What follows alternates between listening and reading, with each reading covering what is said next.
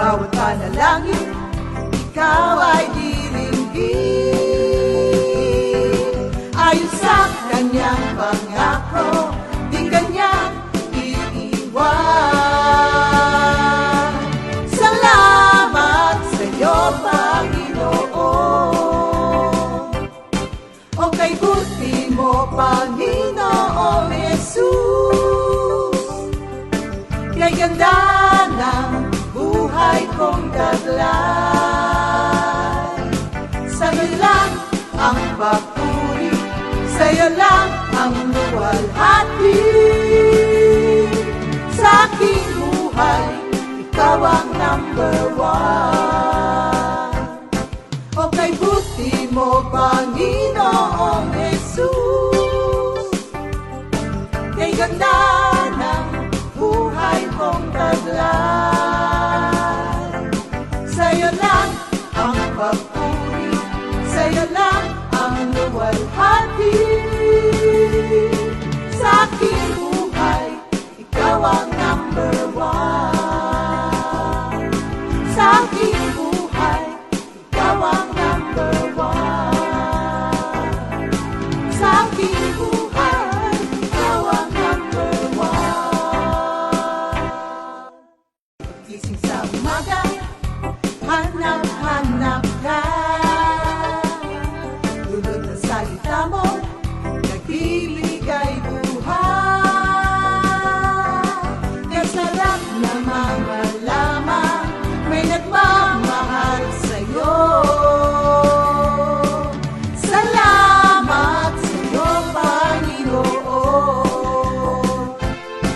Walang pagsubok na di mo kakayanin mo. Sa bawat panalangin, ikaw ay diringgin. Ayon sa kanyang pangako, di kanyang iiwan.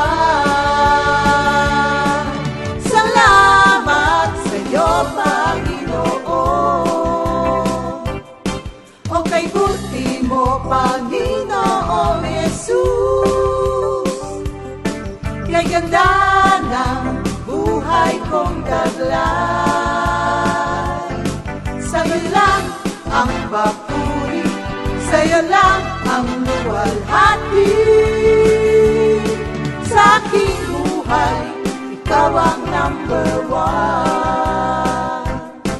O kay buti mo, Panginoong Jesus, kay ganda ng buhay kong taglay.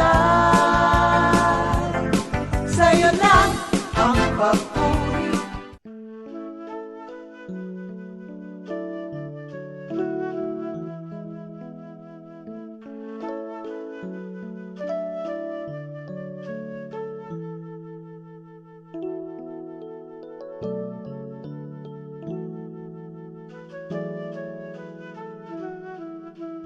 Kung maaalala ko ang buhay ko noon, alaalang kay dilim ang siyang naroon. Laking pagbabago ginawa ni Kristo. Ako na nasa kadiliman, dinala niya sa kaliwanagan. Kung maalala ko ang buhay ko noon, alaalang kay dilim ang siyang naroon.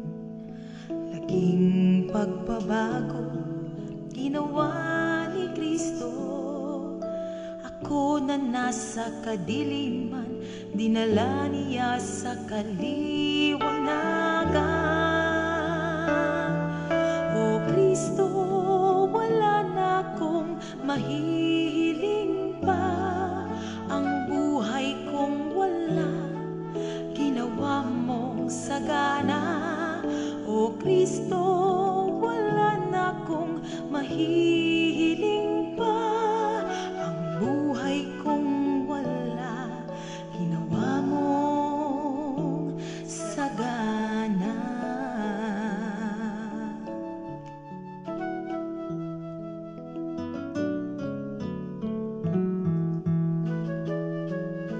malaking pagbabago ginawa ni Kristo.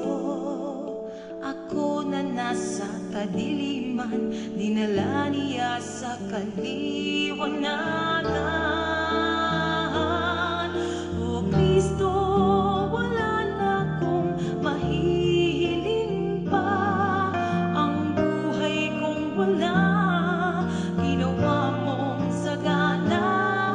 O Kristo, wala na akong mahihiling pa. Ang buhay kong wala, ginawa mo.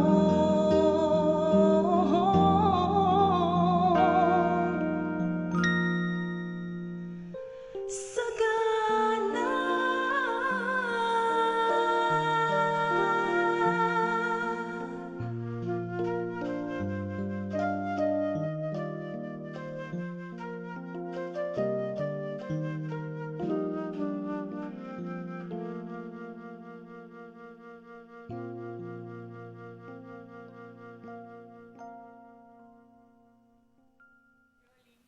Good morning, Jesus! Magandang umaga, mga kapatid! Finally po, nandito na ngayon tayo sa unang kwento ng buhay na matutunghayan natin. Sa umagang ito, as promised po, ngayon ang umpisa ng ating kwento ng buhay. At kami pong lahat ay nagagalak at natutuwa na maipresent po ang mga patotoo ng mga kapatiran po natin sa buong linggo na ito kung ano ang ginawa ng Diyos sa kanilang buhay. Pero bago ang lahat po, mananalangin po muna tayo. Lord, maraming salamat sa panibagong araw na binigyan mo na naman po sa amin. Thank you, Lord, sa patnubay po ninyo sa amin sa mga nagdaang araw. Kaya po itong aming offering sa inyo ngayong Lenten season ay naging possible dahil kayo rin po, Lord, ang nagbigay sa amin ng kakayahan, ng kalakasan at karunungan. And we pray, Lord, na ito po ay maka-encourage sa aming mga kapatiran na nandito rin po sa ganitong sitwasyon. Pangunahan niyo po kami, Lord, at samahan hanggang sa matapos po itong pagpapahayag ng buhay ng aming mga kapatiran at pagpapahayag din po ng iyong kabutihan na ginawa sa kanila. Thank you, Lord. In Jesus' name we pray. Amen. Ang pagtatanghal na ating matutunghayan ay nangangailangan ng striktong patnubay ng mga magulang. May mga eksenang sensitibo na ating ipinakita para lang mailahad kung paano nahango mula sa hindi magandang buhay ang ating mga kapatid. Maraming salamat po.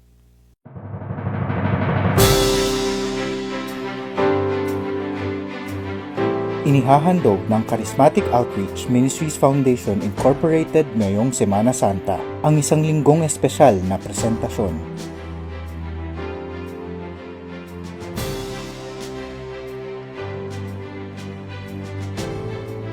Mga kwentong hango sa tunay na buhay ng mga taong nagbago dahil kay Jesus.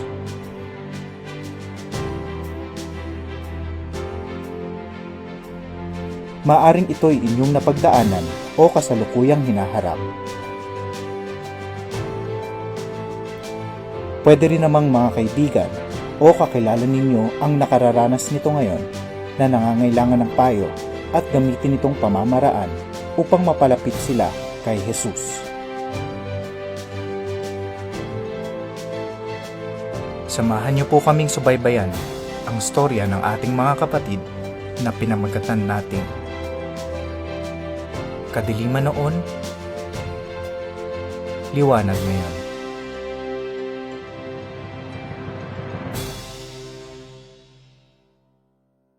Magandang umaga po mga kapatid. Alam ko lahat kayo ay naghihintay na po para naman po sa kwento ng buhay dito sa ating Lenten special sa araw na ito. At sa araw na ito po, makakasama natin ang ating kapatid na si Sister Noemi Domingo. Siya po ay from Karangalan Prayer Group. Sister Noemi, bati ka naman sa kanila.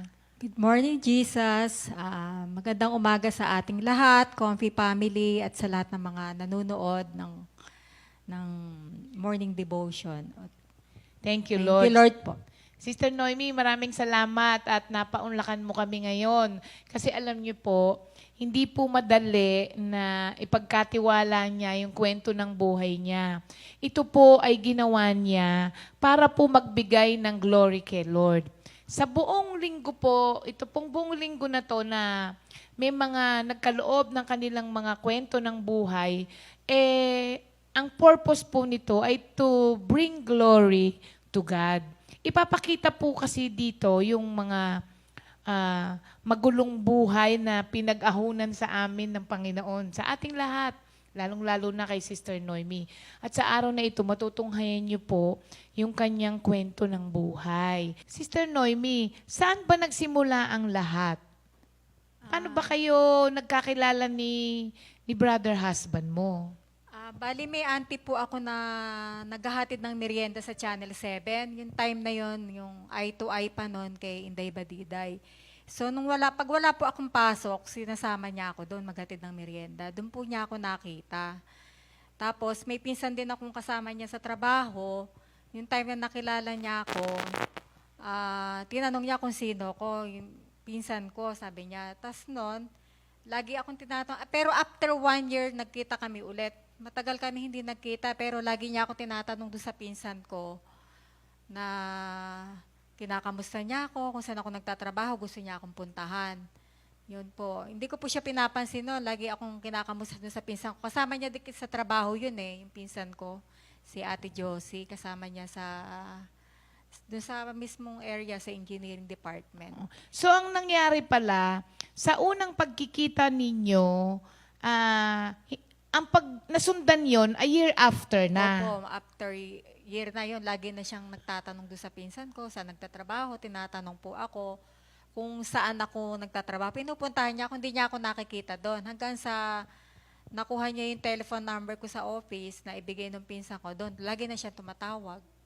Yun po, doon na nagsimula yung, naging magkaibigan lang po muna kami noon, naging mabarkada hanggang sa nanligaw na po.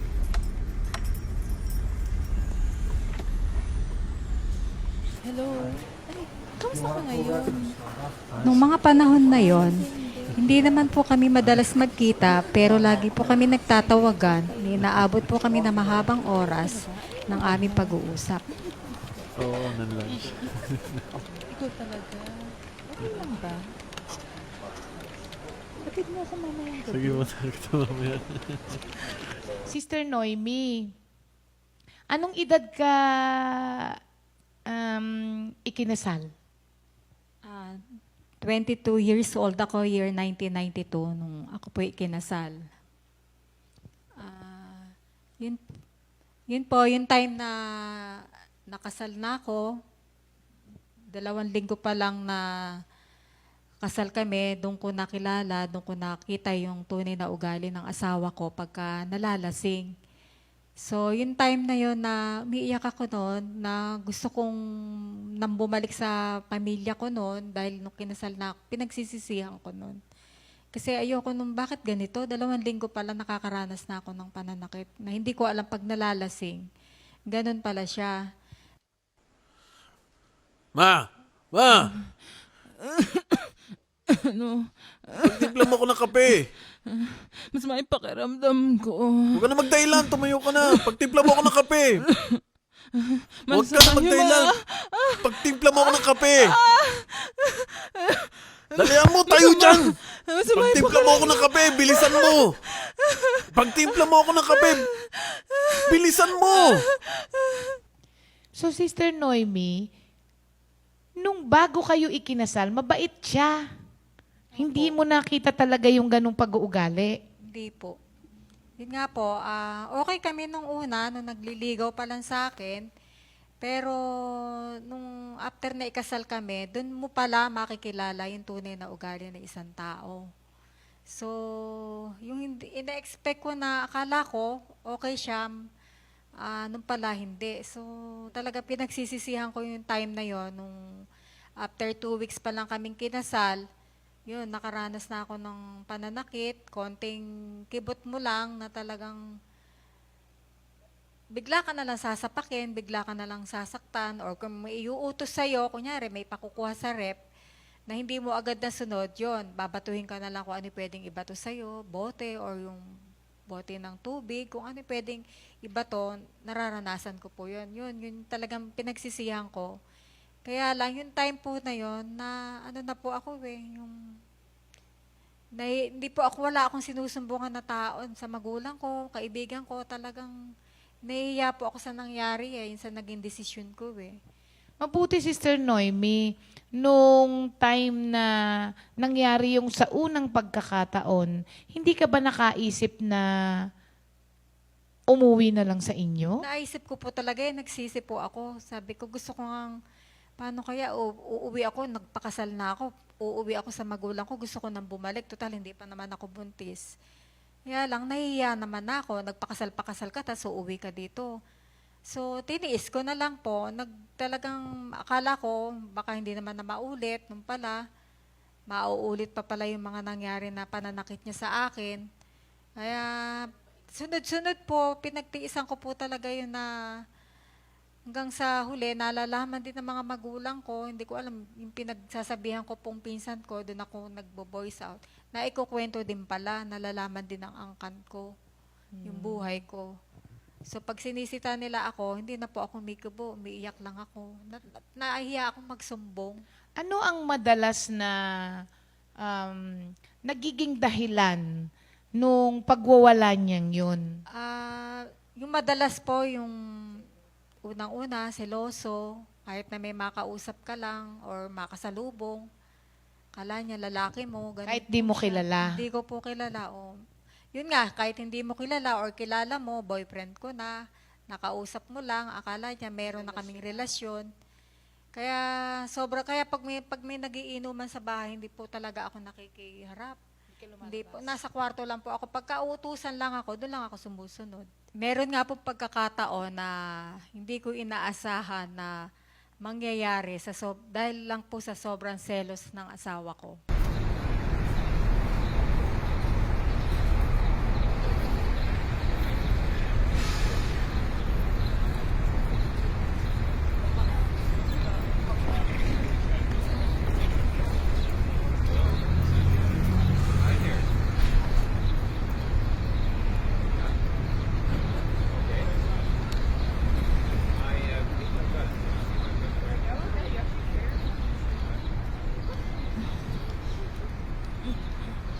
Hoy, babae. Saan ka galing? Hindi mo ba nakikita? Nagigib ako ng tubig. Sino yung lalaking kasama mo kanina doon? Ano bang pinagsasabi mo, lalaki kasama? Hindi mo ba nakikita? Pagod na pagod akong kakaigib. Lalaki mo yun eh. Ano lalaki pinagsasabi mo? Umamin ka na kasi. Diyos ko. Kaya gusto mo nag-iigib doon eh. Para Alam mo, magkita kayo eh. Hindi lang alam mo, uminom, maglaseng. Pero ako pagod na. Umamin ka Hindi mo na. nga ako tinutulungan. Umamin ka na. Yun lang gusto mo. Ang alam mo lang, maminta. Umupo ka rito. Lalaki mo yun eh. Gusto mo bang patayin kita?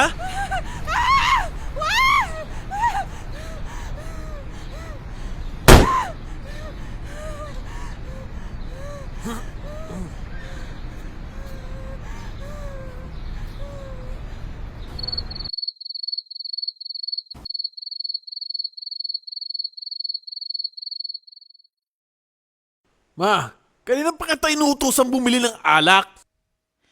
Pambihira ka naman. Alas 2 na madaling araw. Di mo ba nakikita? Buntis ako. Saan mo ko pa hanapin ng ganitong oras? Matutulog na ako eh. Bitawan mo nga ako. Ang sakit. Ibili mo ako ng Ano ba? alak. Matutulog na nga ako eh. Pag sinabi kong ibili mo ako ng alak, Aray ko! ibili mo ako ng alak. Bitawan mo!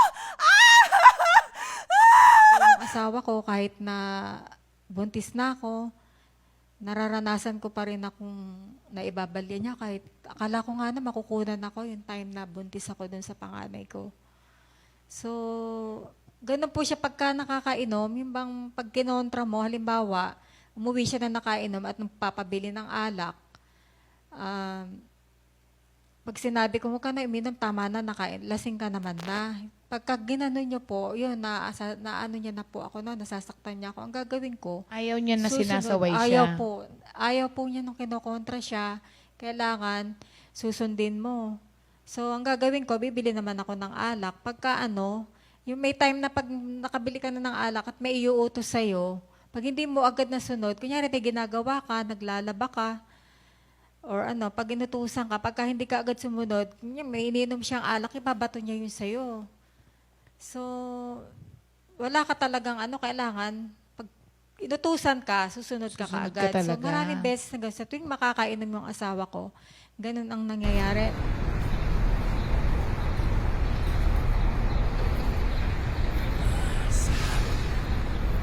Pre, wala na tayong pulutan, pre. Bus na.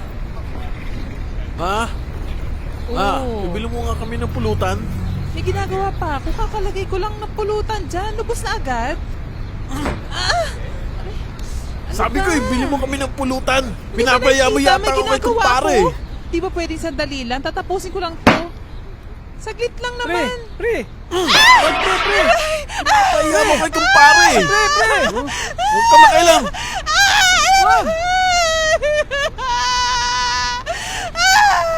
At umabot na sa sukdula na talagang hindi ko na nakaya yung ginagawa niya sa akin. Yun yung time na pinadampot ko na po siya talaga sa pulis kasi buhay ko na po yung nakataya doon eh. Muntik niya na ako mapatay kaya humingi na ako ng saklolo noon. Tumakbo na ako ng presinto noong time na yon. Sister Noemi, nung napakulong mo siya, gaano katagal yun? Na nasa kulungan siya? 2 buwan po si Serian. 2 buwan lang? Pinalabas din siya? Yun nga po, provision lang po. Pagka inulit pa niya ako ulit saktan, pwede siyang damputin ulit ng polis. Ganun po yung niya. Yung kondisyon sa Temporary lang. pagkakalabas niya? Opo, temporary lang yung laya niya. Parang nagpiyansa lang po siya doon eh. Tumigil po ba? Hindi rin po eh. Wala nga rin pong pagbabago. Akala ko nga po magbabago. Tuloy-tuloy pa rin po yun, yung pananakit. Kahit alam niya na... Opo, binabantaan pa nga po ako na sabi niya, bago mo ako maibalik doon, papatayin muna kita. Yun po yung lagi niya sinasabi sa akin.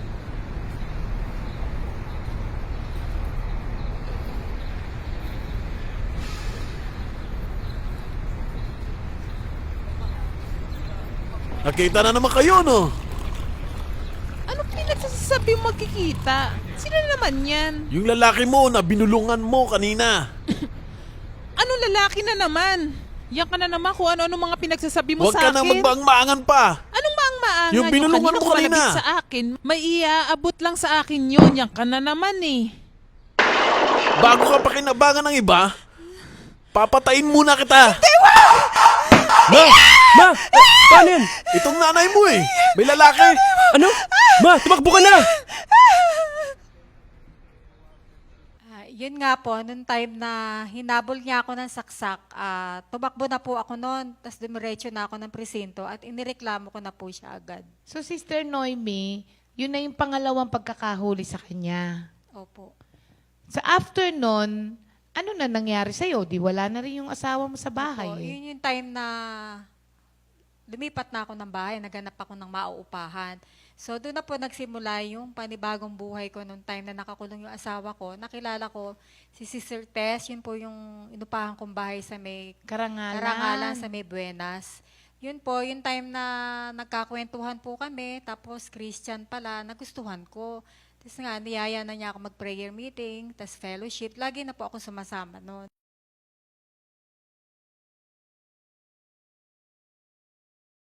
Buti na abutan mo pang bakante yung apartment namin. Naku, oo nga po eh. Sa totoo lang, ang tagal ko na talagang naghahanap ng apartment. Salamat nga at ako nga po ang nakakuha ng apartment po na ito. Yun nga po palang nasa t-shirt ninyo. Ano po yan? Ito? Kumpanya po ba yan? Hindi. Church namin to. Church. Ang ibig sabihin ay Charismatic Outreach Ministries Foundation Incorporated. Baka interesado ka. Oo. Pwede ka umattend. Prayer meeting? Naku, gusto ko yan. Talaga Sa'yo to, ba? pinsan. Kailan po yan? Tuwing Biyernes. Naku, attend ako dyan. Sige po, sasama ako dyan. Salamat po ha. Sige, God bless. Sige po, thank you po.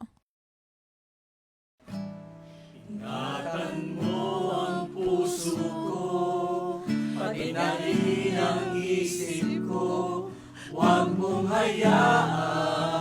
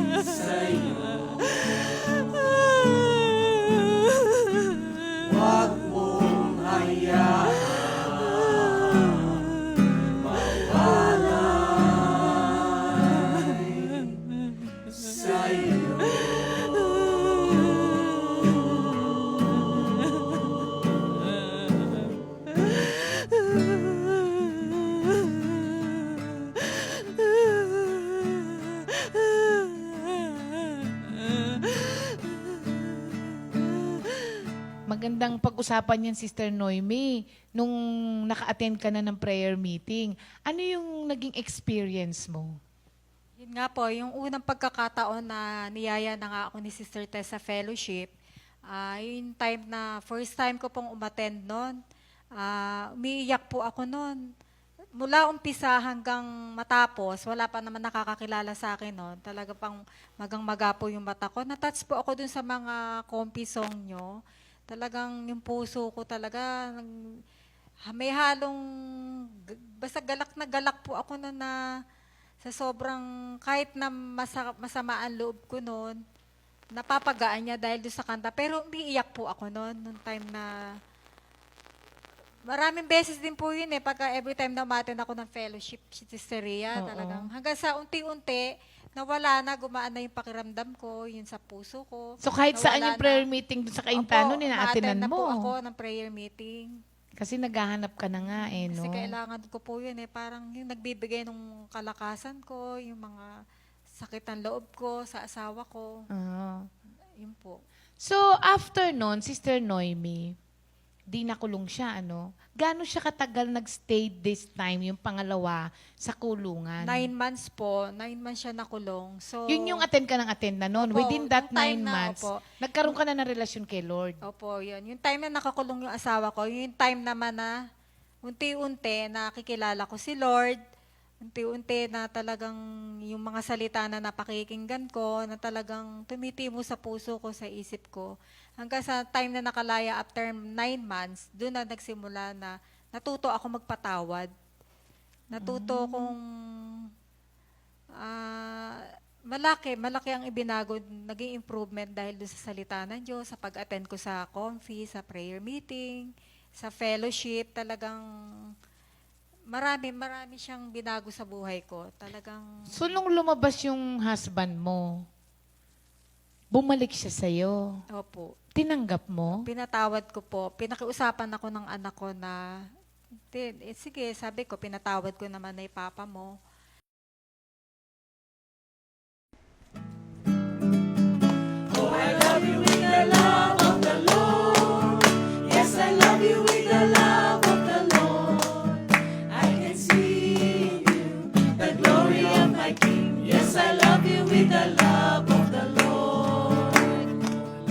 Amen. Bye. God bless mga kapatid! Thank you, Lord. See you next week. Minister Elmer, bless na bless ako sa word ngayong gabi. Ayoko naman na ako lang makapakinig ng salita ng Diyos. Baka pwede naman bumisita ka sa bahay namin para makausap mo yung aking brother husband. Kasi medyo may problema kami. Medyo seloso, tapos ayaw kong payagan sa mga ganitong gawain. Kahit saglit lang, kape-kape, ganun, kwentuhan. Kung okay po sa inyo, Pwede Minister. naman, pwede naman. Sige po, Minister, tara na po.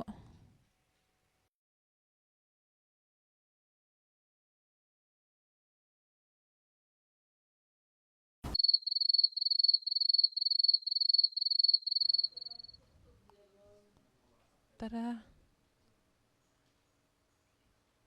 Ito pala yung asawa ko, Minister Elmer. Saan ka galing? Gabi na.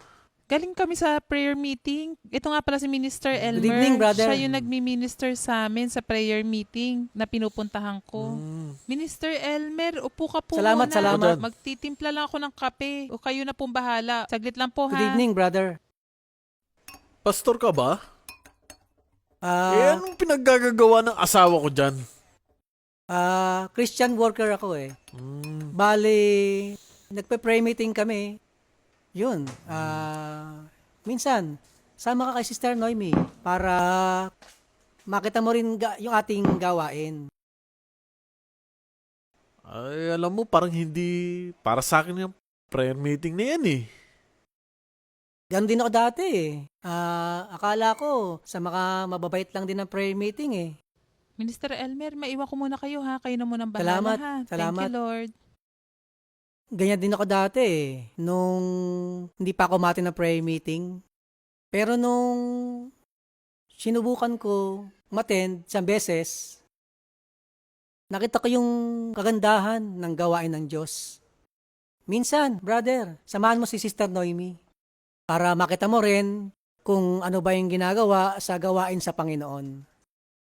Makita mo yung pagpapala ng nakikinig ng salita ng Diyos.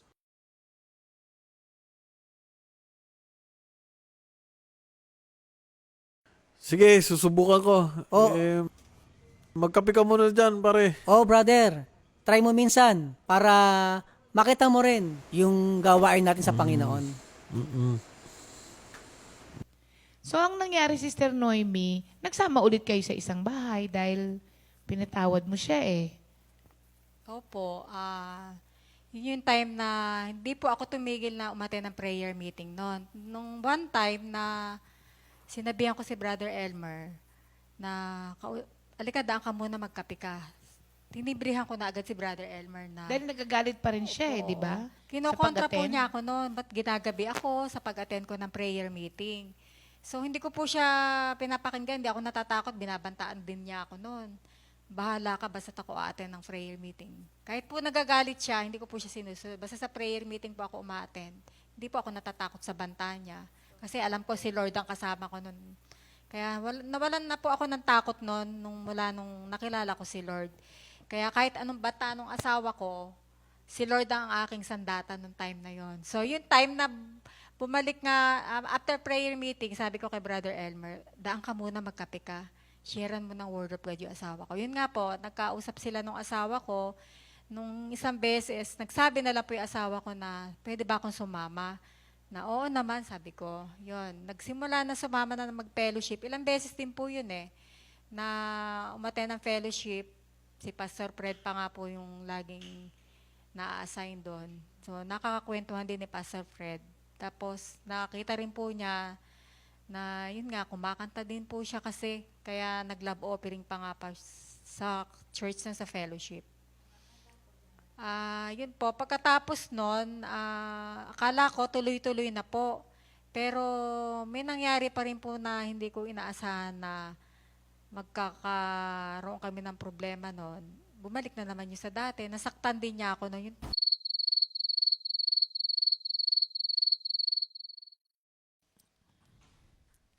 Ayusin mo naman magbasahe. Basahin na lang, di mo pa magawang tama. Anong oras na kasi? 4:00 na. May pasok pa ako mamaya. Para sana kahit isang oras lang makapahinga ako. Ang dami mo namang dada. Masahin na lang. Itong babaeng to. Masahin na lang. Di pa magawang tama.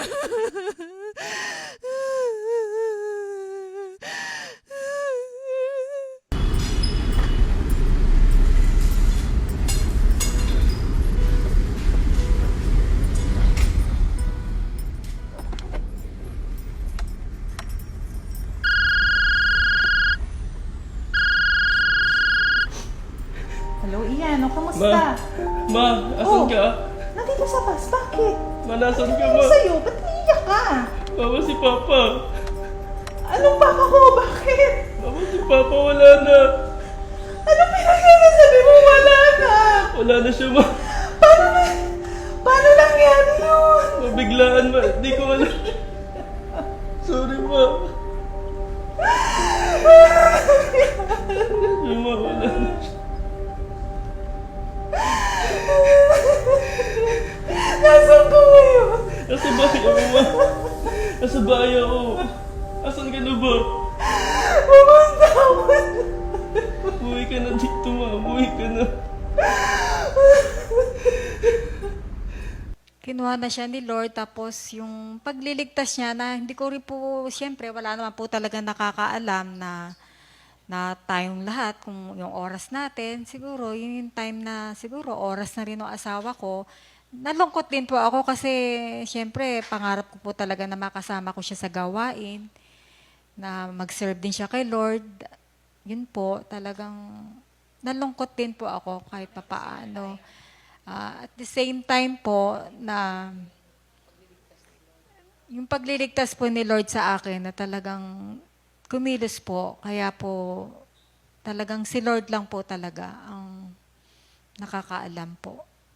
Na kung sakaling uulit na naman Yun nga po. yung pananakit sa'yo, sabi mo nga baka mamaya ikaw nang magkasala sa Panginoon, ano? Po, saka po. Yung sakali man pong maulit naman po yung pananakit sa akin, siguro hindi na rin niloob ng Panginoon na magkasala po ako ulit kasi baka kung ako po yung Hindi na kayanin hindi siguro na this kinaya, time, baka ano? mapatay ko po yung asawa ko. Oo. Ganun po. Kaya si Lord pa rin po ang Amen. kumilos. Okay. So, ganun man po yung naging sagot sa panalangin ni Sister Noemi. Sabi nga niya, ang Diyos lang po ang nakakaalam. Nakita rin po niya yung pagliligtas nga sa kanya ng Panginoon. So, Sister Noemi, alam mo ba na sa mga panahon na ito, kahit merong mga Christian na wife, meron pa rin dumadanas ng kagaya nung dinanas mo. Ano naman ang maipapayo mo sa kanila? Maaaring hindi yan yung asawang nananakit, yung iba kasi yung asawang sumakabilang bahay, di ba? Magkakaiba lang ng pero the same yung pain at saka yung mga hurt na nararanasan ng mga may bahay. Anong pwede mong maipayo sa kanila? Siguro po, si Saria, yung isang unang-una po talaga, hindi po ako bumitiw, hindi ako humiwalay sa Panginoon, hindi ako tumigil ng pag-attend ng prayer meeting, hindi ako tumigil ng pakikinig ng salita ng Diyos. Siguro yun yung naging kalakasan ko, yun yung naging buhay ko, na talagang kasi pag wala ka po sa ganung gawain, talagang manghihina ka. Salamat na lang sa Panginoon, yung pananampalataya ko sa Panginoon, yung tawag doon, hindi ako humiwalay, hindi ako tumigil ng pakikinig ng salita ng Panginoon. Yun yung pag-attend mo ng prayer meeting.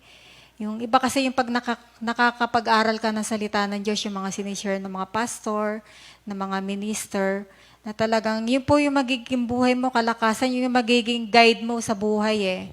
Kahit anong problema dumating sa buhay mo, hindi ka manghihina. Yun po, talagang huwag ka lang po talagang susuko, huwag kang hihiwalay. Magbasa ka lagi ng Bible, si Lord laging kausapin mo, may maliit mang problema o malaki. Kay Lord ka pa rin aasa. Wala ka talagang ibang aasahan, hindi ka pwedeng umasa sa magulang mo, kapitbahay mo, kaibigan mo. Kay Lord ka lang talaga lalapit. Kay Lord ka lang talaga sasandal, kahit anong mga trials, anong mga pagsubok. Si Lord lang po talaga. Amen. Thank you, Lord. So, mga kapatid, Sister Noemi, maraming salamat sa pagkakatiwala mo sa amin nitong kwento ng iyong buhay. At we hope and pray, mga kapatid, na sa lahat po ng mga dumadanas kagaya nung kay Sister Noemi, nawa po, ang amin naman pong purpose sa ginawa namin ito ay para po ipakita po sa inyo ang kaya pong gawin ng Diyos sa buhay nating lahat. Kaya thank you, Lord, Sister Noemi, sa Thank you, Lord po, Sister. pagbahagi mo ng iyong buhay dito sa GMJ. Thank you, Lord po.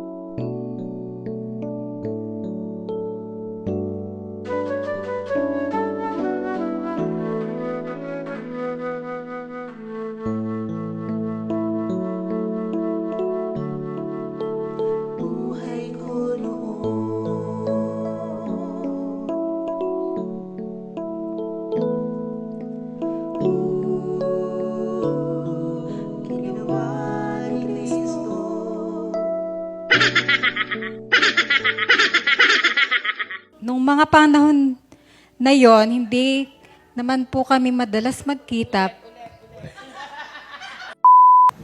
Ipagtimpla mo na nga ako ng kape. Ngayon na. Gusto ko magkape. Umayo ka na dyan. Nangako eh. Magtimpla ka na ng kape. Ngayon na. Gusto ko na nga magkape. Ikaw na. Bilisan mo na. Bilisan mo na. Pagtimpla mo ako ng kape. Ngayon na. Ma, saglit. Saglit. Teka. Aming ka!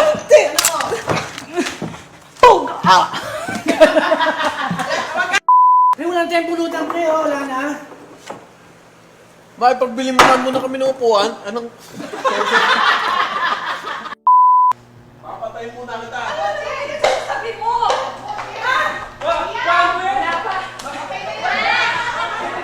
Kasi sabi ko sa'yo, tawagin ko si Ian.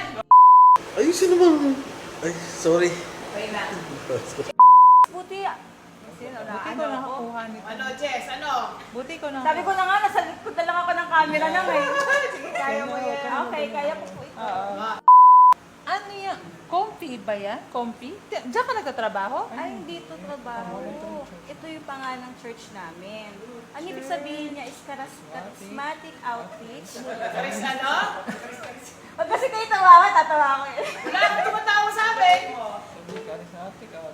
Okay. Sana lang. Tinabot mo pang bukas. Ay, okay. Alam mo siya, magandang nare-record niya sa bloopers. Maganda yan siya na. Pakinggan mo ko. Ikaw na kaya kung siya pumasok. So, ikaw na kaya. Ako ito magsalita, kaya nga... Bagay, Dan. Magsalita ka na. Tinabutan mo pang...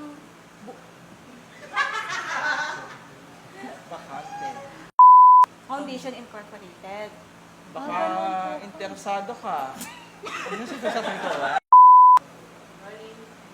Buti nabutan mo pang...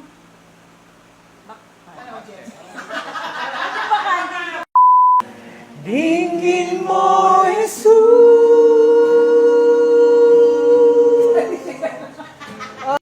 Huwag mo kaya. Ate Sally. Oh, I love you with the love of the Lord. Yes, I love you with the love of the Lord. I can see in you the glory of my King. Yes, I love you with the love of the Lord. Ba si Papa? Ano si Papa mo? Wala na siya pa. Wala na siya. Sinabi, pagbili mo kami ng pulutan. Pre!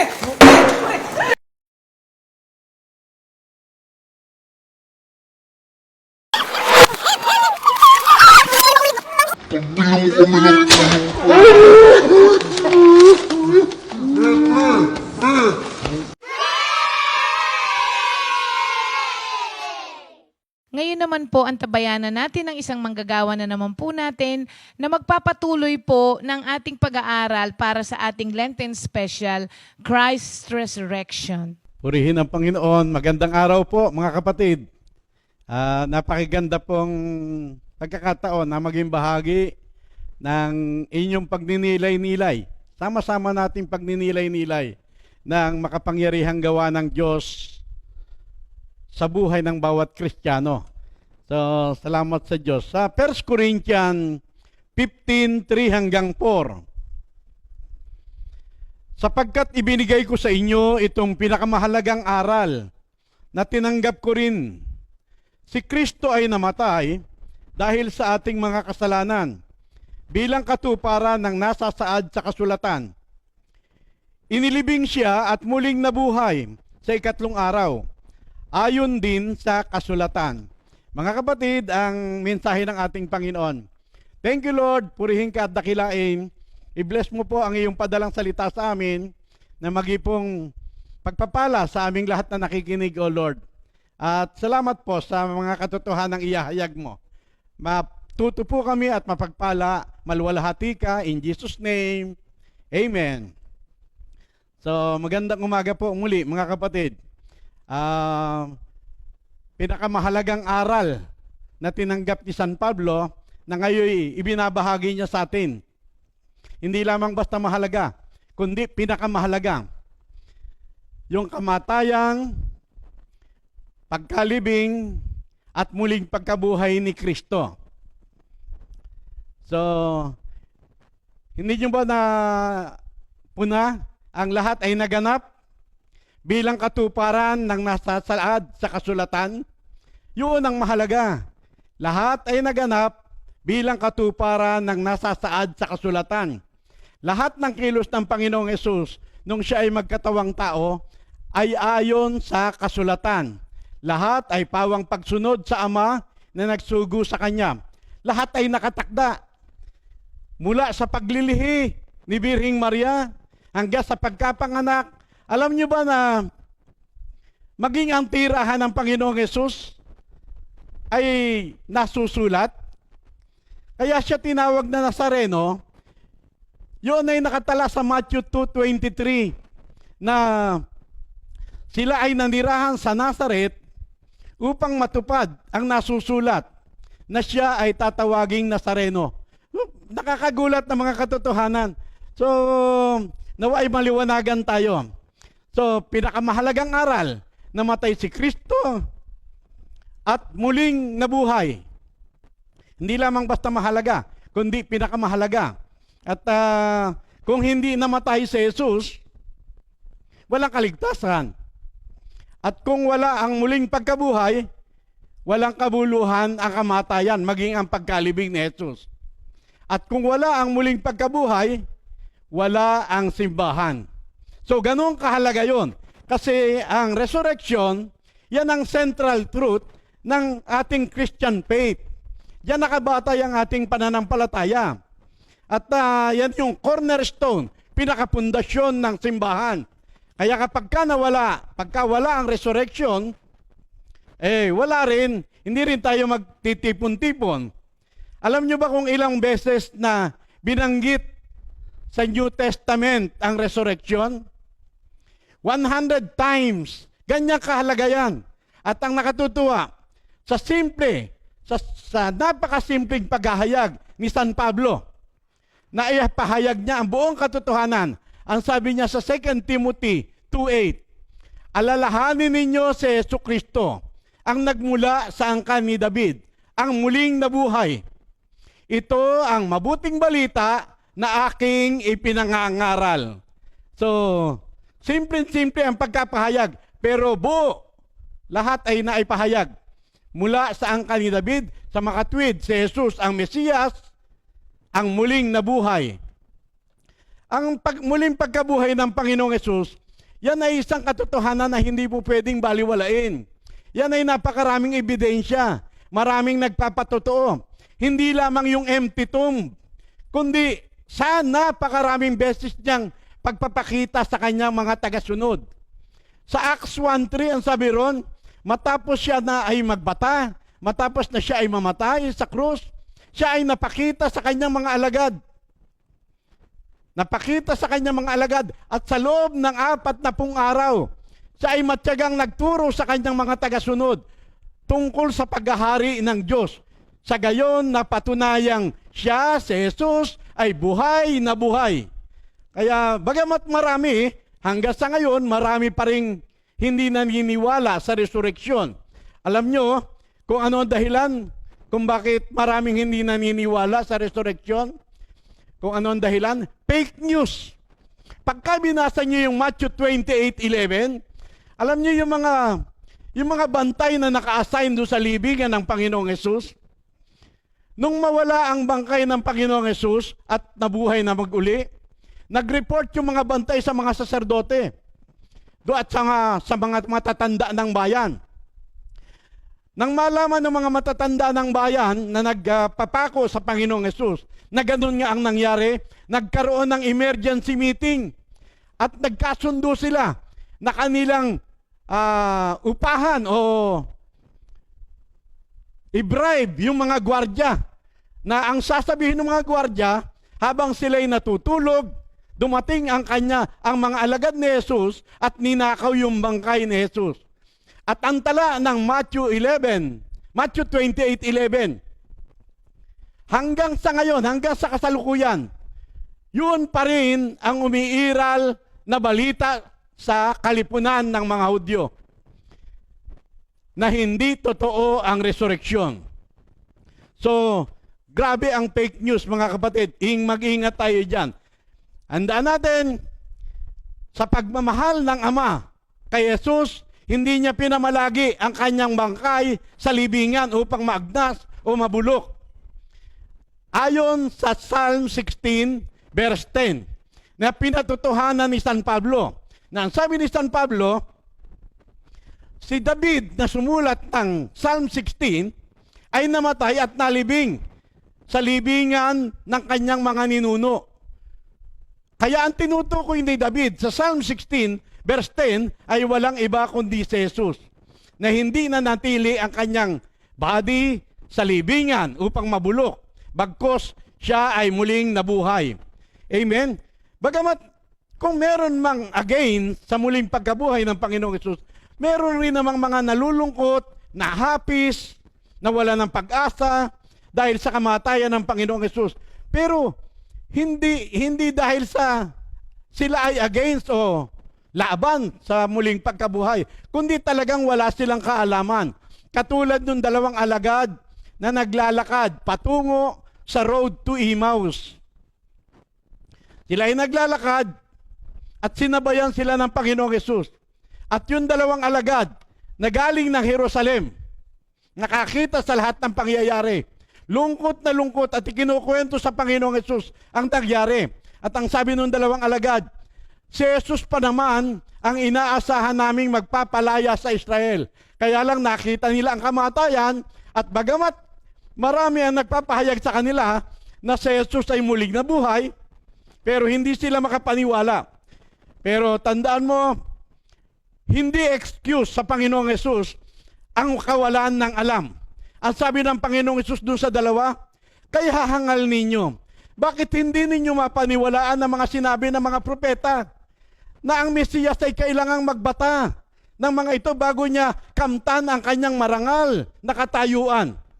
So, hindi natin masisisi yung 2 kasi nung panahon na yon, bago pa man na resurrection, wala namang mga historical fact upang magbigay kasiguruhan sa muling pagkabuhay. Ang tanging presente ay ang mga inihula ng mga propeta, ang mga inspired prophecy, inspired word of God. Alam naman natin ang nakakaunawa lamang ng salita ni Lord, yung mga tunay na umiibig sa Diyos at natutong magpahalaga sa kanyang mga utos. Yun lamang yung nagkakaroon ng tinatawag na illumination. Yung tinatawag na katulad ng mga ipinapahayag ni Sister Ria sa morning doon sa ating Good Morning Jesus na discernment, illumination, discernment, na ang sabi ng Panginoong Diyos, mula sa kadiliman ay sisilay ang liwanag. Kaya ang Diyos din ang nagbubukas ng ating kaisipan upang matuto tayo, maliwanagan sa mga katotohanan. Amen? At kahit na nga yung mga nagpapahayag, kahit na yung mga propetang nagpapahayag ng kamatayan at muling pagkabuhay ng Panginoong Hesus, sila mismo sinuri nila ang mga katotohanan ito kung kailan at papaanong magaganap.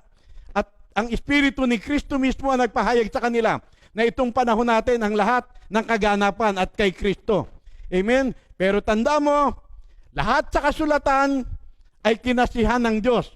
Lahat ng ito ay isinulat para sa ikatututo natin. Diyan tayo ngayon umahatak ng lakas at pag-asa. Wala na rin tayong maidadahilan kasi kumpleto ang Bible natin. 66 na maliliit na aklat, pawang katotohanan. Wala tayong pwedeng isa-isang tabi. Amen? Kaya sabi ng Panginoong Hesus doon sa 2 alagad na walang kasama ng Panginoong Hesus nung nabubuhay pa si Jesus, pero walang alam sa resurrection. Ang sabi ng Panginoong Hesus, kay hahangal ninyo. Huwag ka magulat doon sa ganong salita na kay hahangal ninyo. Kasi kahit si Pedro man, na number 1 na alagad ni Jesus, nung ipinapahayag ng Panginoong Hesus yung kanyang kamatayan na siya ay ibibigay sa mga matatanda ng bayan, mga punong saserdote at mga eskriba at dadanas ng matinding kahirapan hanggang siya ay ipapatay. Alam mo, nung ipahayag ng Panginoong Hesus yan, niyaya siya ni Pedro sa isang tabi. At sinabi ni Pedro, wag na pong itulot ng Diyos, pero hindi dapat mangyari sa inyo yan, Panginoon. Alam mo, sabi ng Panginoong Hesus kay Pedro, lumayo ka, Satanas. Hindi sa Diyos ang iniisip mo, kundi sa tao. Hadlang ka sa aking landas. Kaya wag kang magulat kung masabihan man ng Panginoong Hesus nang napakahangal ninyo yung dalawang alagad. Meron talagang top side si Jesus. Meron talagang kabagsikan ang Panginoon. Pagka hahadlang sa panukala ng Diyos ang iniisip ng tao, talagang gano'n kumangusap ang Panginoon. Yung mga Parisoyo nga, nasabihan ng Panginoong Hesus na mga lahi ng mga ulupong eh. Pero dito, sa dalawang alagad na naglalakad papuntang Emmaus, sabi ng Panginoong Hesus, kaya hangal ninyo. Na ipinaliwanag din naman ng Panginoong Hesus yung mga katotohanan tungkol sa Kanya. Mula sa mga kautusan ni Moises hanggang sa mga isinulat ng mga propeta. Sapagkat ang buong Biblia, walang nilalaman kundi si Jesus. Ang sabi nga ng Panginoong Hesus sa John 5:39, sinasaliksik ninyo ang buong kasulatan. Sa pag-asang din dyan ninyo matatagpuan ang buhay na walang hanggan. Ang lahat ng yan, ako ang ipinapatotoo. Ayaw nyo namang lumapit sa akin. So, si Jesus ang laman ng buong Biblia, mga kapatid. Kaya, alam nyo ba kung gaano kalayo ang distansya ng Emmaus sa Jerusalem? 11 kilometers. At sama-sama silang naglakad ron. Yung 11 kilometers na napakalayong lakbayin, naglalakad lang, yun ay nagsisimbolize ng napakalayong kalagayan ng maraming tao. Malayong kalagayan, malayong paglalakbay na dahil sa kawalan ng pagkakilala sa Kanya. Malayong paglalakbay dahil sa hindi paniniwala sa mga kasulatan. Pero ang sabi ng Biblia, ipiniliwanag ng Panginoong Hesus ang lahat ng tungkol sa Kanya. Mula sa kautusan ni Moises hanggang sa mga isinulat ng mga propeta. Malamang nagsimula siya sa Genesis. Sa Genesis 3:15 kasi, ipinapahayag na kung papaanong ang babae, ang binhi ng babae at ang binhi ng ahas ay palaging mag-aaway. Laging maglalaban. Pero tinitiyak ng Biblia na ang ulo ng ahas ay wawasakin ng binhi ng babae. Katagumpayan yan, mga kapatid. So mula Genesis, Deuteronomy, Isaiah, lahat mula sa aklat ni Daniel, kay Zechariah, lahat yan ay naglalaman ng mga inihula ng mga propeta na sa kasalukuyang panahon ay patuloy na inihahayag sa atin ng Panginoong Hesus sa pamamagitan ng Biblia. Amen? Kaya wala tayong maidadahilan. At alam niyo ba na maging ang mga sinabi ng Panginoong Hesus doon sa Kanyang 7 last word, ayon sa nasusulat bilang katuparan ng mga nasasaad sa kasulatan. Sa John 19, verse 28 hanggang 29, upang matupad ang nasusulat, sinabi ni Jesus ang ganito, ako ay nauuhaw. So, upang matupad ang nasasaad sa kasulatan. Kaya lahat sa buhay ng Panginoong Hesus, sabi nga ni Pastor Alex Cabay nung aming prayer meeting nung nakaraan sa Illinois, sabi niya, hindi lamang naman namatay si Jesus sa krus, kundi lahat sa buhay ng Panginoong Hesus ay pawang pagsunod sa Ama. Lahat ng kilos, pananalita at gawa ay pawang nasusulat. Lahat ay ayon, nangyari upang matupad ang nasasaad sa kasulatan. Upang ang lahat ay manalig na si Jesus nga ang Mesiyas, ang anak ng Diyos na buhay.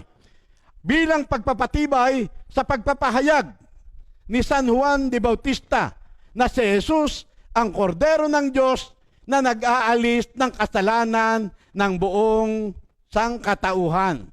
Amen? Kaya salamat sa Diyos.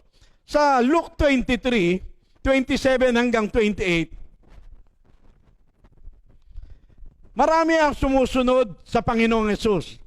Kasama ang mga babaeng nag-iiyakan,